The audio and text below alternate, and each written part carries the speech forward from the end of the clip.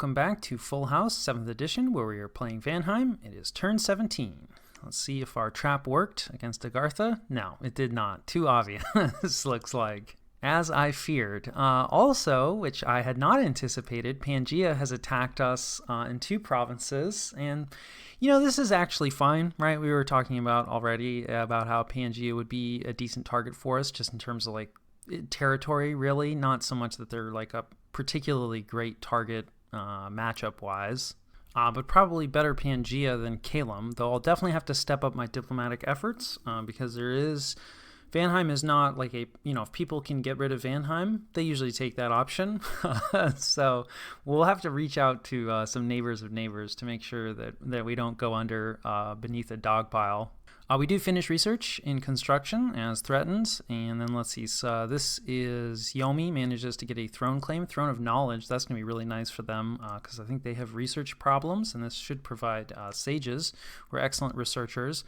We bring in some more ogres for our siege strength, though it may be a second before we can actually use them in that capacity. Then we're pinging this throne that's in our cap circle. It's a bunch of, what is this, wolf tribe? It's not too bad. And then some phantasmal warriors. And then in terms of the sorceresses, it's a lot of gems, definitely. Probably some soul slayer, mind burn potentially with these astral gems, which wouldn't be great. Or maybe some, battle fortune or something like that. The death gems could be Shadow Blast, which is a magic resistance spell. So yeah, we don't love that. We don't have bad magic resistance, but we don't have good magic resistance either. Yeah, this is a little bit better, probably some baby elementals. We don't really care about that. Although again, the mind burns and or soul slays are not going to be fantastic for our Vanheers, especially since we're not going to be bringing a ton of numbers. So we may hold off on that throne, especially since now we're also going to have to fight Pangaea. And then speaking of Calum, so here's the bird army. Yeah, they've got some siege strength here too. This is looking like a really solid army. I'd say that Arco is probably screwed. And I think they just have province defense here. Let's bring up team colored squares.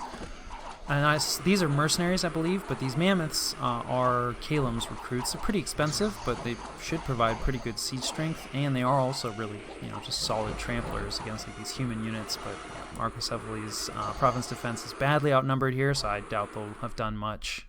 So yeah, Calum takes no losses. And this is definitely a bit concerning, right? Because now that we're getting attacked by 2 people and we're Vanheim, that's potentially, right, that we could be a appealing next target. But so let's see what Pangaea is attacking us with. Yeah, we don't really care about harpies. That's fine.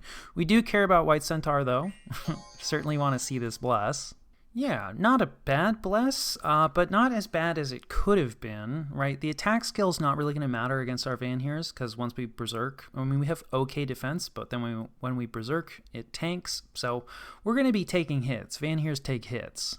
The defense skill +1, not really going to be that relevant. Defense skill 19 is decent, so we may need to bring along some earth magic and slightly rejigger our research. But I'll have to double check. Vanheers have pretty good attack skill, especially once they berserk. So I think we're gonna be fine with 19. The defense skill +1 is not really enough to be super relevant against us. Obviously, things like magic weapons, all the resistances, the reinvigoration, that doesn't really matter at all at this point in the game, especially for what we're planning on bringing to bear. Combat speed 30%, a bit relevant, but we're not too worried about attack rears or anything. Right, we want to close to chop. In a lot of ways, our sacreds are kind of similar. They just want to get up in each other's face and melee. They're both berserkers. So really the most dangerous thing here for us is the strength +2. But, Centaur have good strength. 19 pierce damage is solid, and they get the strength bonus. One of the nice things about Centaur is they get the strength bonus on their hoof, which is unusual for cavalry. Centaur are not technically cavalry, which does mean that their defense skill gets harassed down more quickly as compared to actual cavalry. So are we thrilled to be fighting these White Centaur? No, not really.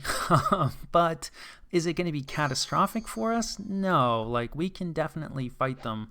And in terms of things that can take out White Centaur, Vanheers are definitely one of those things. Now that said, we do not have any strength on our bless. We're relying completely on our berserker, and of course they have berserker +3, so their strength is going to boost up. So yeah, it's going to be painful. So we'll see. But I do think that the Blood Bond is a pretty major upgrade in this type of fight that Pangea does not have, right? Because it's like, okay, they're Berserker +3, but theirs is going to be activating a lot more inconsistently than ours. Ours, once a couple of Vanheers start taking damage, pretty much all of them are going to be berserking. So like, yeah, we're getting hit by a lot of White Centaur here, definitely. But, you know, we have at least this many Vanheer in our own territory that we're planning on heading out relatively soon anyway. So yeah, we're going to be able to fight this. How painful it's going to be and where it's going to leave us in the long term, we'll see.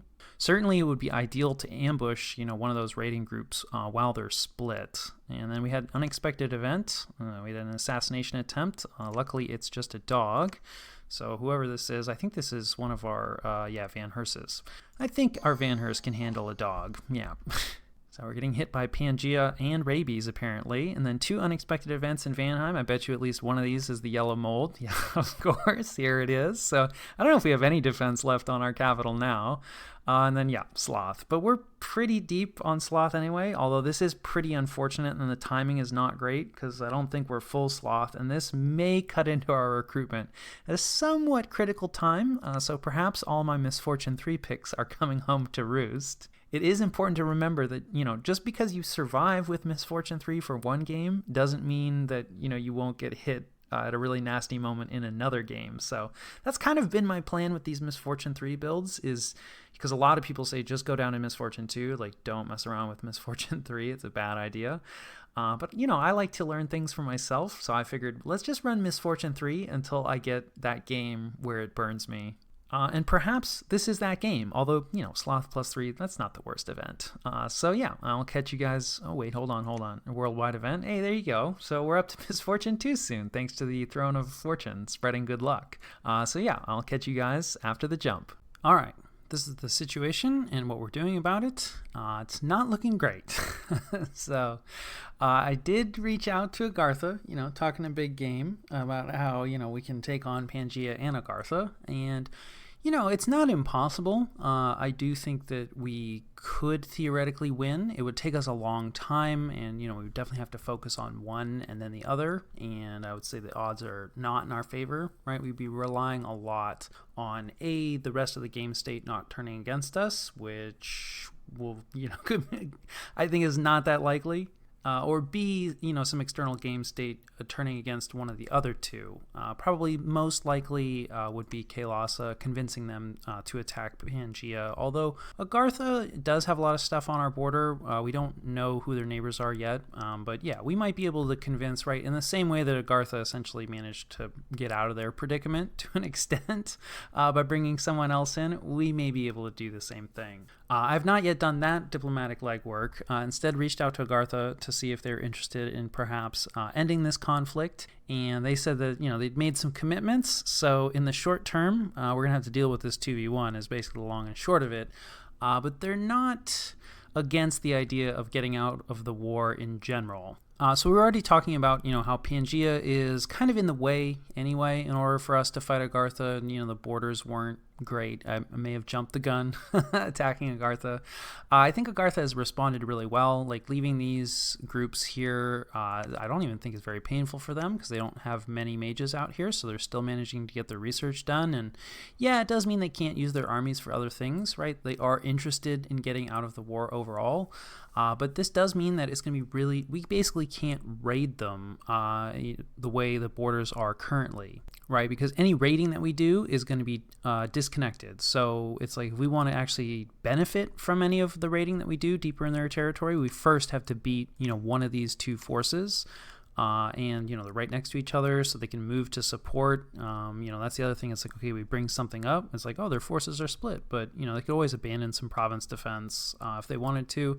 So and also it's gonna be difficult for us to sneak out potentially because we know there's quite a bit of province defense here. I expect there's quite a bit of province defense here. These two groups are probably just patrolling every turn.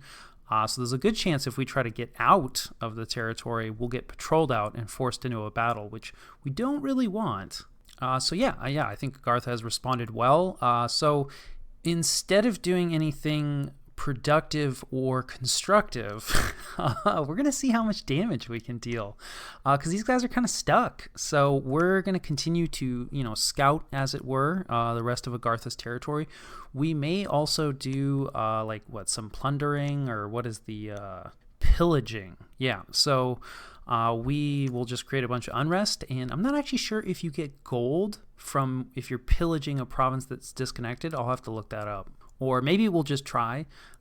Pillaging definitely, I think, is a bit of a dangerous move diplomatically, because I think people, they maybe have a tendency to see red. It's seen as a very hostile. I mean, obviously we're already fighting, but there's fighting and there's fighting. You can range from an honorable 1v1 to being, part of a coalition where you're hitting somebody with 3, or 4 players at once or something, all the way down to you're casting a bunch of population kill spells against their capital, in which case you may make an enemy not just for this game, but for future games. Pillaging is not quite that bad, but it's definitely down the scale in terms of what's going to piss people off. I know this player, so I'm not too worried about that. I'm sure I'll get a comment about it if we do end up going that route. But I'll just point out that, it's they're doing a really good job of, blocking me off. This raiding is useless. I want the war to finish, right? So it's I'm going to make it as painful as possible for him. If he doesn't want to get pillaged, just say the word and we can end this. So we'll see, right? Depends on what we see out here. It does kind of look like there's some reinforcements trickling in, so there might be another fort out here. So at minimum, we'll get more information. We may also try to backtrack into this province to utilize our province defense. We'll see. The other thing, too, of course, is as this group moves deeper, that will allow these groups to move forward, at least temporarily.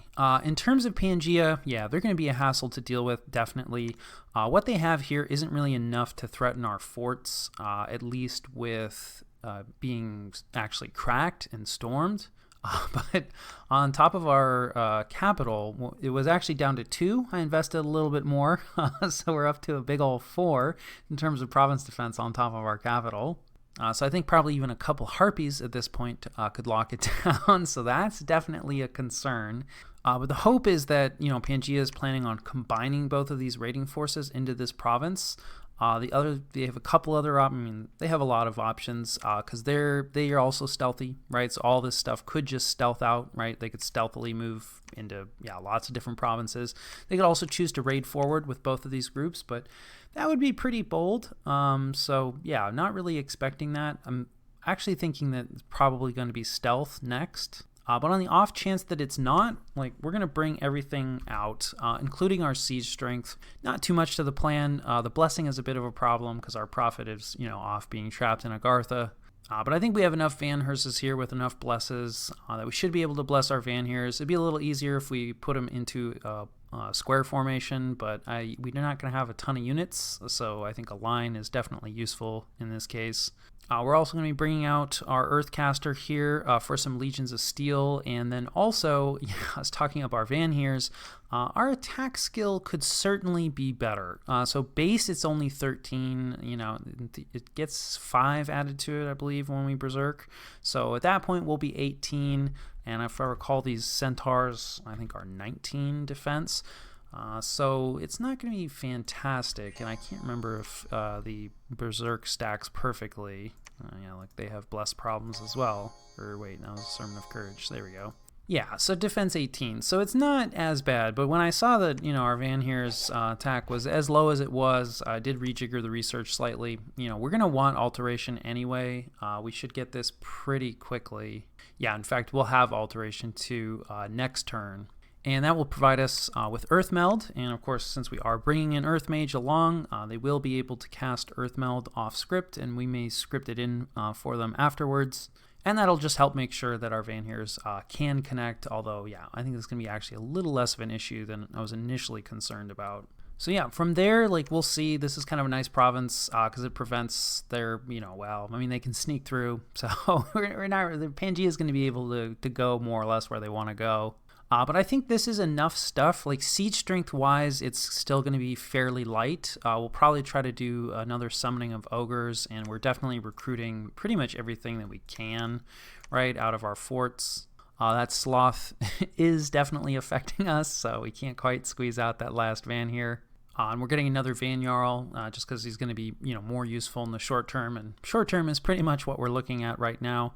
But I do think that this is going to be enough to at least threaten Pangea's capital. So we're probably just going to start moving in that direction. We are getting a scout on top of there to see, like, okay, I mean, again, a lot of stealthy stuff, so it's going to be difficult to gauge. But we can at least see, like, is there a stack of something in there? Is there a stack of siege defense? Is it empty?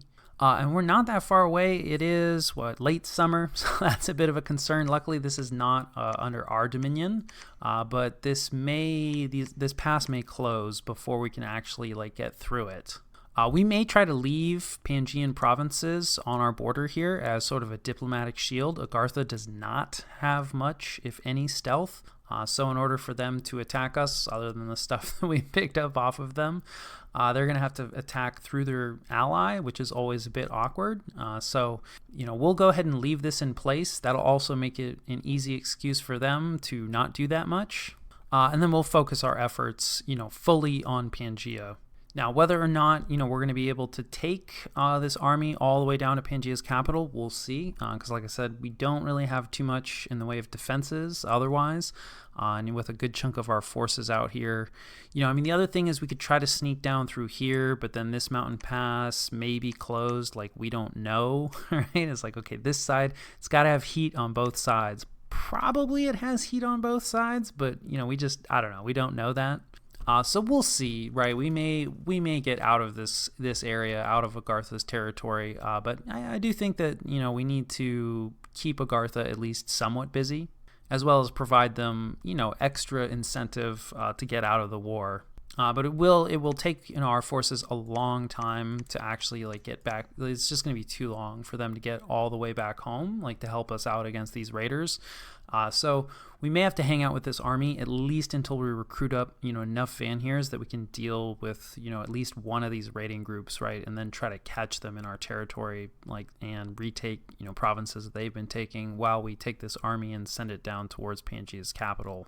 So that's pretty much the focus at the moment. Haven't really done any other diplomacy for this game. It does, Calum has not quite cracked this fort, and he just jumped on top of it. So, but I don't think it'll take him long. Birds siege pretty fast, and there is one province here for Argo, but I don't think there's too much left. So, Calum is going to be free soon, and that's going to be very dangerous for us because we're in kind of a rough spot. Also of note, Yomi did reach out to me. I have not read it yet. I don't think it's going to be good. I'm sure that keeping an eye on this, and since this player and I aren't on great terms, and also I know that this player has no problem. In fact, I think kind of prefers to vulture from ongoing conflicts. So when you put those two facts together, the odds of this non-aggression pact ending are higher than normal, although certainly in this sort of situation, like any of your neighbors, this is a common time that people are like, oh, okay, you're in trouble. I'm going to go ahead and end my non-aggression pact. Sometimes just to keep their options open if you do go down, but oftentimes just to jump in on the dog pile. So possibly a mistake, right? Maybe should have just made Yomi the initial target. And there's a lot of reasons that Yomi isn't that desirable of a target for us, but we could probably pull it off. But that was really just more social. Like I said, this player and I have a bit of a history, but I don't want it to be a situation where it's oh, okay, we neighbor each other and we just have to fight every game. I don't know. I personally find that a bit tiresome. Of course, having not yet read the message, it could just be some friendly diplomacy, but the timing of it is intriguing. And I think I've talked about it a little bit, but I am a bit surprised. It was clearly a mistake for me to try to rely on Vanheim's reputation as much as I did. I should have talked with Pangea and figured out something. I was just thinking okay, Pangea, just fought this war against Lanka, right? And Kailasa is going to end up with the capital, but hasn't actually finished it. My expectation would be that they would, if anything, jump in against Kailasa, because they'd be arguing about the spoils. But I guess maybe, it was a happy split, I guess. Doesn't really seem like Pangea came away with all that much, considering they're still pretty small, which is probably why it was a somewhat easy sell in terms of hey, you should attack Vanheim while they're busy. But I think this is going to be a really painful war for both of us, right? It's like, usually if you have really strong sacreds, it's like, I mean, like for anyone, even if you don't have really strong sacreds, it's like, okay, well, you don't want to go up against really nasty sacreds early on. If you can swing it, like, don't ever go up against really nasty sacreds. But at least, you start to hit like turn 30, 40, beyond. There's lots of like useful magic answers where it's like, okay, yeah, these are some scary sacreds, but we have all these spells to handle that. But when it's turn 17, you don't have much research. So you're pretty much stuck with like, okay, what are our sacreds? Like, how do they stack up? And, what are can our scales troops deal with it? And while White Centaur are absolutely capable of killing Vanhears, like, the reverse is true too. So yeah, just kind of surprised that Pangea jumped in, but again, just underscores the need that you gotta reach out to your neighbors, you gotta talk to your neighbors. But I don't mind a bit of desperate times. So yeah, I think that more or less covers turn 17.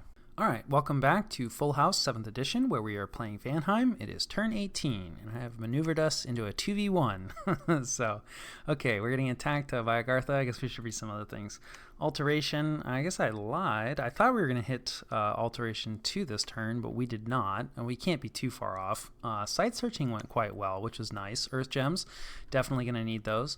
More Earth gems, like I said, we're going to need those. Kailasa declared a prophet, so I guess the war against Lanka, was not completely free.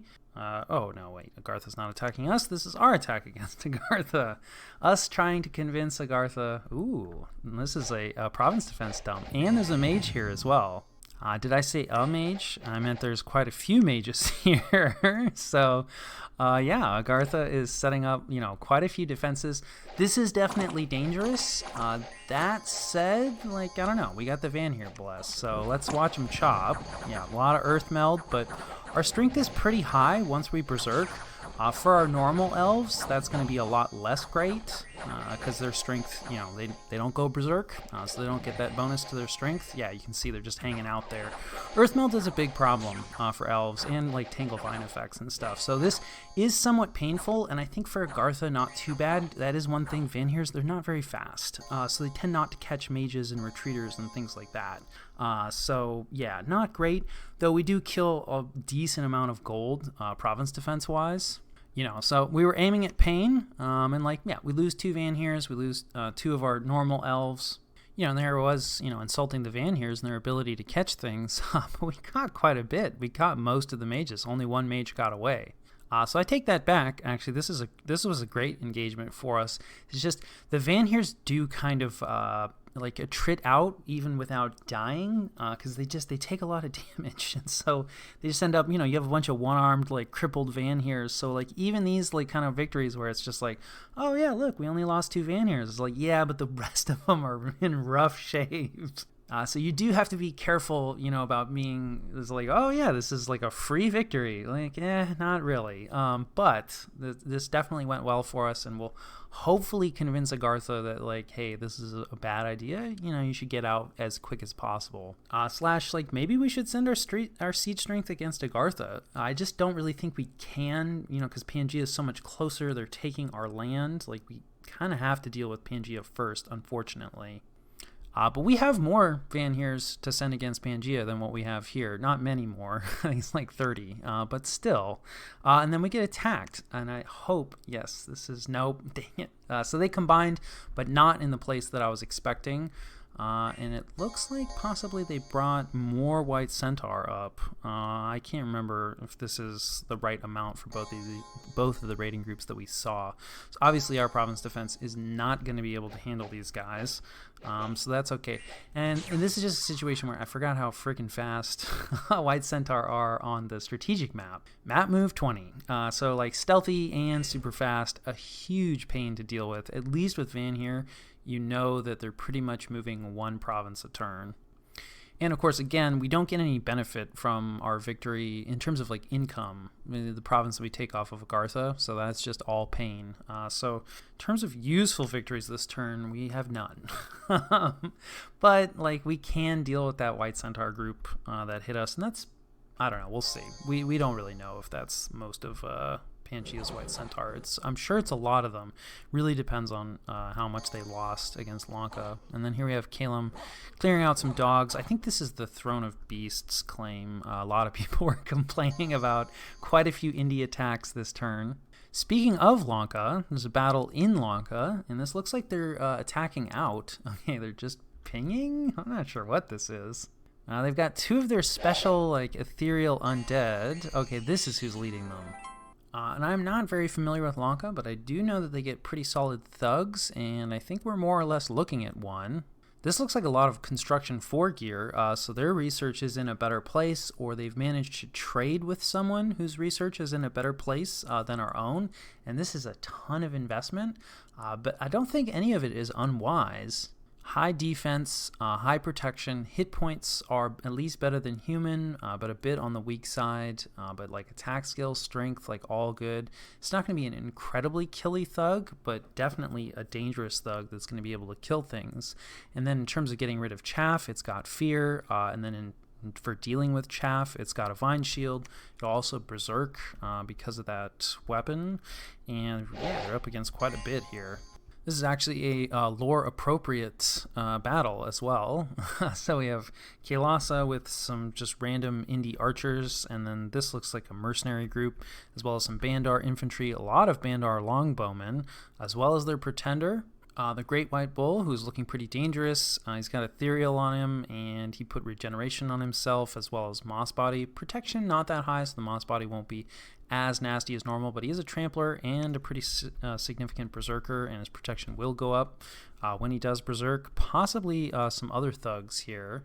No, it looks like these ladies are set up in caster mode, carrying a lot of nature gems, kind of a lot for a nature 1, so not sure what the plan is there. No gems here on this one, but no kit either, so maybe just going to be doing some non-gem based water casting, and then yeah, this guy also has nature gems.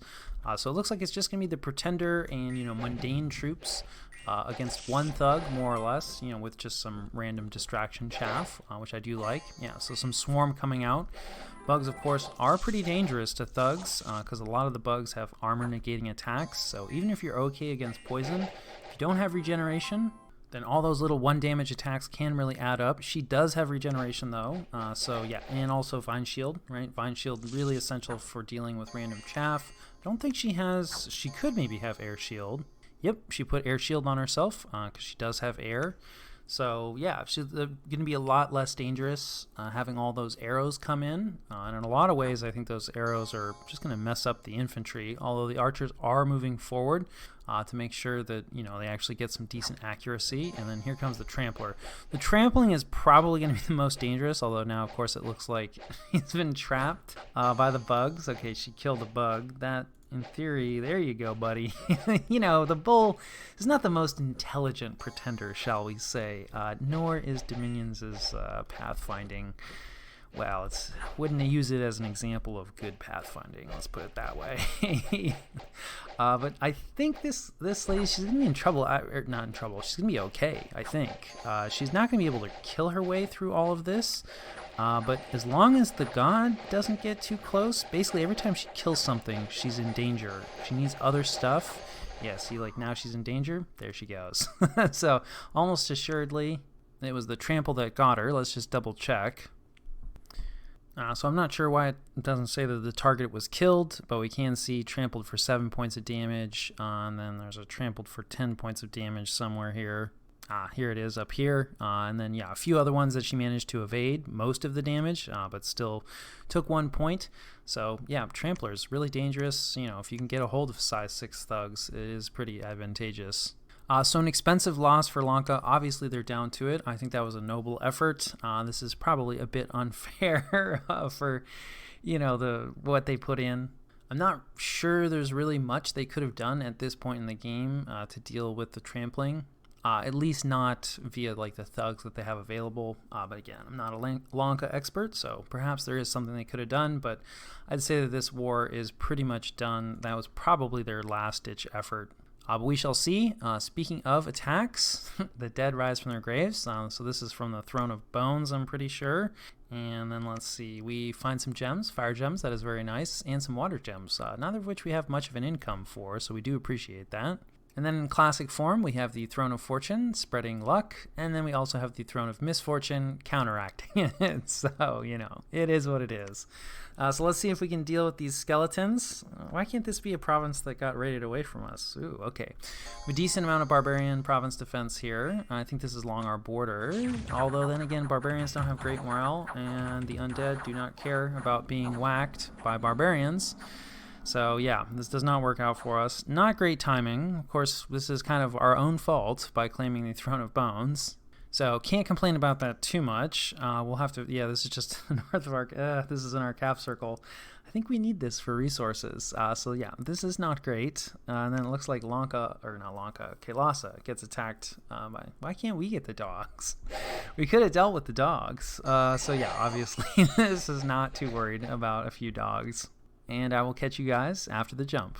All right, this is the situation and what we're doing about it. First things first, I am changing course here. I was talking about how I was going to take a bunch of Agarthan territory and burn their lands down and this, that, and the other. No, we're just going to slink away now. I'm hoping that we've dealt enough damage, and I don't actually think that the player had seen our Vanheim bless, right? But I don't know. I feel like this battle adequately made our point, and we need help basically in the Pangea situation. We're not in danger of losing or dying, but I want to take Pangea out, right? We need to get rolling. The early game is supposed to be our time. This is our time right now. In fact, our time is starting to pass. I'd say once we start to hit turn 30, turn 40, really powerful sacreds always relevant, but less relevant. So it's not really enough to just survive at this point. We need to take Pangea out. But we do not have enough to do that. We do not have enough to defend our capital and take Pangea's capital. We can see that they are recruiting White Centaur in their capital. This is not surprising. There's not that many, right? Could be worse, but there's not an insignificant amount considering what we're already up against. And a lot of our forces are going to be pinned back, right? Essentially, he's put our capital in check. We would like to keep recruiting Vanheims, especially because we have resource problems now due to the Misfortune Sloth event and losing some of our cap circle, both very important. And we don't really make a ton of Vanheims every turn anyway. So losing one turn of recruitment would be a pretty big deal. So we have dropped some money on province defense here. We may up this again because I don't want to have everything be pinned back for very long. So hopefully he gambles on our capital. I don't think that this player will. They seem reasonably decent at raiding. Probably the most likely spot is here, but they might choose to go. People usually don't stay still, so they may know that and go after this province. This is a more valuable province, although at this point they don't know that yet. So yeah, I think this is the most likely raid. They may also choose to stealth, but we'll see. They are not as familiar with our bless, right? Our sacreds haven't really fought yet. And, this is a reasonably large force. I don't know. This is pretty small to be going after someone's capital, but sometimes, people get drunk on the power of white centaurs, as it were, or, Vanheims as well. So we'll see. Hopefully they go for our capital, because I do think we're going to be ready for them. We have our garbage that's going to eat up the lance charges. We have ogres to protect our commanders, and then, we have a good amount of Vanheims. It's about equal. We outnumber them by a little bit, a decent amount if we include these bodyguards, but they're not really going to be fighting.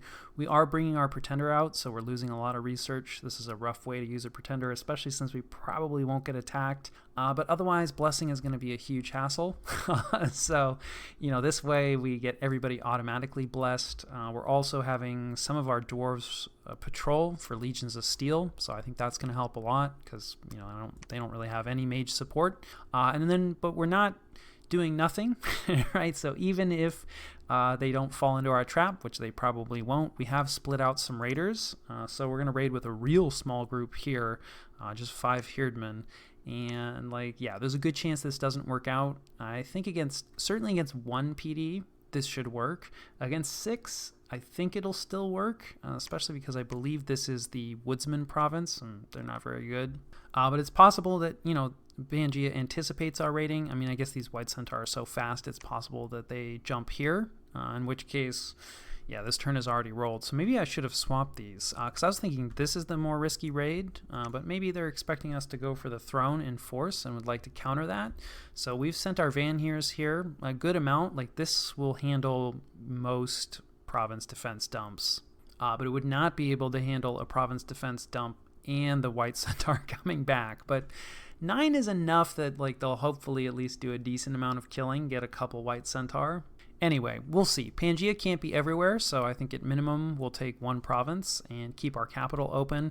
After that, we'll see. Like, I would like to just take everything that we have and then start marching on Pangaea's capital. Unfortunately, we have problems, right? Like, this mountain pass is closed and this is owned by Calum, so I may be forced to reach out to the Calum player and see if we can secure passage, basically just buy our way through this province for a turn, send them some air gems kind of thing, because this is definitely the fastest route. Like, otherwise, like, I think we can currently get through this pass, but it's about to be winter, so I expect by the time our armies actually get here, everything's going to be closed, which means we have to loop around like 1, 2, 3, 4, 5. This is not great, right? So instead we could go 1, 2, 3, 4. That's actually not as bad, especially since it's going to take these guys a little while to get back, right? So luckily there's a lot of heat scales over here, so I think pretty much everybody around us other than Calum has taken heat scales, so we should be able to get through both of these mountain passes. So we should be able to go 1, 2, and then maybe start attacking.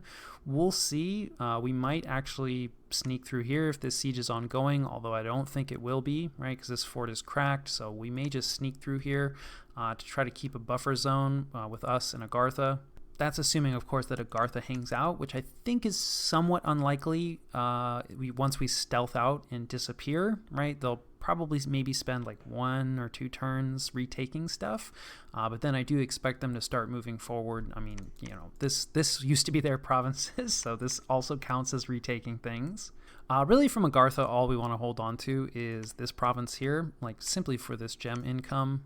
Neither of these provinces are very good from a gold standpoint, so like definitely not worth a long war.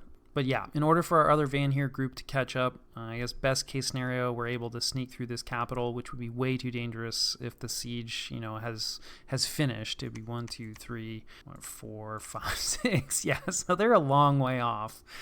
So maybe it's not so bad actually that we take the long way around, and then that way we won't have to antagonize Calum, because like nobody loves having units move through your province, and also you may catch our bless if we do that. So we'll see. We still need to retake this right from the undead. So unfortunate. We'll probably do that with some of our Vanheerses once we get to construction 4. I think we'll be able to forge some kit, and we probably could do it before then. It might be worth doing it before then and just mobilizing them all. They are all priests, right? So they can do banishment, and we can maybe just recruit up a few humans as a front line to keep them busy. But yeah, definitely want to do that sooner rather than later, because this is a valuable province. We're losing an earth gem here as well as a decent amount of gold. I did get back to Yomi, and yeah, we'll see. Nothing aggressive, just a lot of scout information, most of which is irrelevant to us, and I only half remember. They did mention that the bats do indeed have a Hell Bless, though they declined to state what, which is fair, because if anything, I'm giving them less information back. And then, Macone is mostly dead, which we kind of heard from general chat. And they think that Ermor is going to head north after Ermor, I think, is part of the war with Macone. So yeah, we're not really too interested about any of that, but at least for now, it sounds like they're planning on remaining friendly. Certainly, it wasn't a non-aggression pact cancellation notification, and we just mentioned that we'd seen Femoria over here bordering Calum, as well as Saromatia. Although really, it's that is probably their biggest neighbor, or their largest border rather. So yeah, we've got 2 wars near us that are about to finish. This is still uncracked. That's good news. So it does look like Archocephaly has a decent amount of stuff in here, or maybe just some of their engineers holding up the walls. But regardless, as long as they keep the birds out, that is good news for us. But this war is not going to be going on too much longer, and this war could be finished next turn, maybe if they split something out to raid Lanka and they are able to assault it. Of course, in some ways, that could be good news for us. I definitely still have not reached out to anyone yet. But Kael'thasa is a potential ally, although, you know, there isn't that much of Pangaea, right? Some of Pangaea, a lot of Pangaea is our former territory, so that's not gains. And then, like, yeah, otherwise they're just not very big. So there's just not a whole lot to divide up between the two of us. So we may get sucked into a conflict with Kael'thasa. The other option, of course, is to continue to go after Agartha, and there is something to be said for that, because it does look like, you know, Ulma's here on the border with a decent stack. I don't really know what their intentions are. Like I said, I've been bad, haven't done any diplomacy, as is my style at times. But I definitely should reach out and, you know, kind of see where they're at. Agartha, again, also doesn't look very big, so there's not a ton to split. But, you know, if we get some of Agartha and we get some of Pangaea, like, that might be enough for us, especially then if we manage to dismember Calum. So yeah, this is all very tall orders. Right now, we are in trouble, but the situation is always fluid in Dominions, and we do have some really nasty Vanhears, so I think that more or less covers turn 18.